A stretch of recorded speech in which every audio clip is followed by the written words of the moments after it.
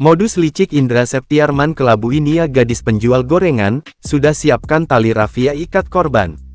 Terungkap cara licik Indra Septiarman alias IS28, bunuh Nia Kurniasari, 18 gadis penjual gorengan.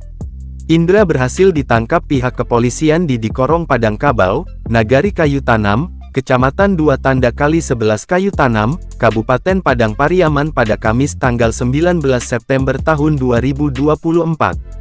Terbaru, Indra dihadirkan dalam pers rilis yang berlangsung di Aula Mapolres Padang Pariaman, Sumatera Barat, Jumat tanggal 20 September tahun 2024. Dalam pers rilis, Kapolda Sumbar Irjen Pol Suharyono, menjelaskan kronologi rencana pembunuhan yang dilakukan Indra. Irjen Pol Suharyono mengatakan, saat hari terakhir korban berjualan gorengan, rupanya Nia Kurniasari yang sedang berkeliling jualan gorengan sempat dipanggil oleh sekelompok pemuda, salah satunya tersangka IS yang sedang duduk di warung. Pemuda yang berjumlah 4 orang itu pun kemudian membeli gorengan yang dijual oleh Nia Kurniasari.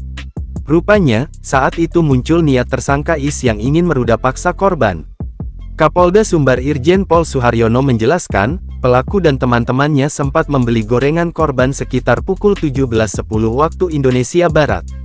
Saat itu, IS pun berpisah dari rombongannya usai mereka membeli gorengan milik korban. Rupanya, IS mengatur siasat untuk mencegat korban yang tengah jalan pulang seorang diri dalam kondisi hujan lebat. Nahas, saat perjalanan pulang Nia dicegat oleh IS.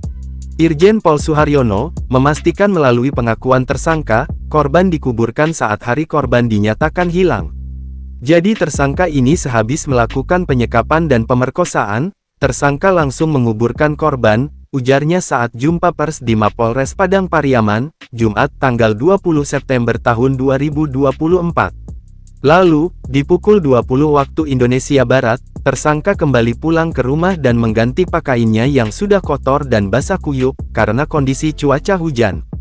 Setengah jam setelahnya, tersangka kembali lagi ke warung tempat terakhir ia bertemu Nia.